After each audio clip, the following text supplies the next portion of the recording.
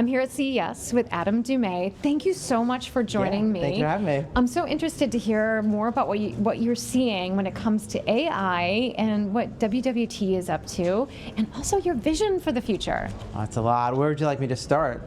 Start with the now and then just like catapult us into the future. Yeah. So what we're seeing right now in 2025 is a large presence of enterprises across middle market, across small and business to global, are really embracing AI and deploying use cases into production, which is fantastic. So last year was about experimentation. This year it's about more maturity. And so we have a very knowledgeable, very forward-thinking enterprise group. And so now they're looking not just on generative AI, but also agentic. And so they're really moving down the next era, next frontier of AI, which is really exciting. Let's talk about agentic, because this is a word that is really being said a lot here, but a lot of people are new to this concept. What is it? Yeah, so you think of agentic AI, again, it's the next frontier of artificial intelligence. So the way it differs from what's being used today, there are kind of four metrics.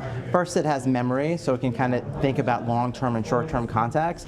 Second, there's a planning element, so a reasoning enhancement that isn't available in current artificial intelligence.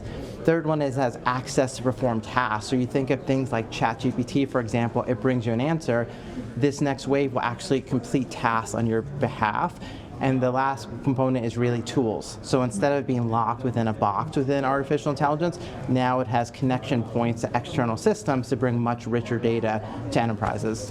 And this is a really incredible space. CES, the AI house. Yeah. So what is the conversation that you're hearing right now that's exciting you? The conversation is just the willingness of enterprises to embrace artificial intelligence, not just what we've seen with Gen AI, but also the next phases. So if you think across lens of infrastructure, you think of lens across responsibility, organizations are so much more knowledgeable what it takes to implement across those dimensions. And so now we're having conversations that are bigger than chatbot use cases. They're much broader and much more exciting. Now here, everyone really is forward thinking. Yes. But I know there's also resistance in the market. Yeah. So how are you addressing that? Yeah, so our catchphrase, our mantra is innovation moves at the speed of trust. And so really making sure that not only in the technology piece of it that we have the guardrails and the right methodology, but also managing the human feel of it, right? There's an empathy that's required as you develop these systems. There's a representation that's required as you develop. So making sure those are included and baked in will set the stage for trust and set the stage for more of an acceleration that we should see this year and into next. Right, so as the years grow, you think there's going to be a growth of trust, or when we see new technology, sometimes there's fear.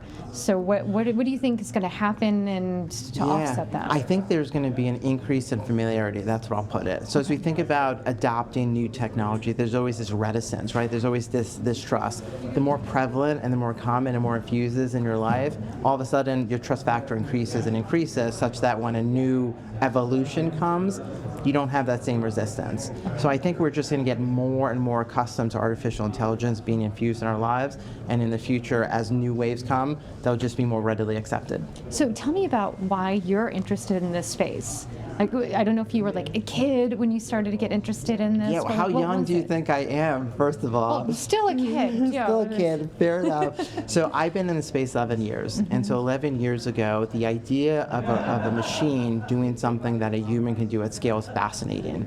And so I've stayed in the industry because it's continued to evolve and will continue to evolve, not only in use cases and tooling, but again, the impact it has on lives. So this isn't a story that's going to get old anytime soon, which is fun and exciting. It is exciting. And what is it like for you getting other people excited about it? Yeah, the best part of my job is talking with customers about their future use cases, talking to customers how we can drive benefit with our capabilities and our skill set. And so seeing that aha moment, or even better, seeing an introduction of an AI use case in the wild, in production, that you can see and touch, best part of the day. All the time.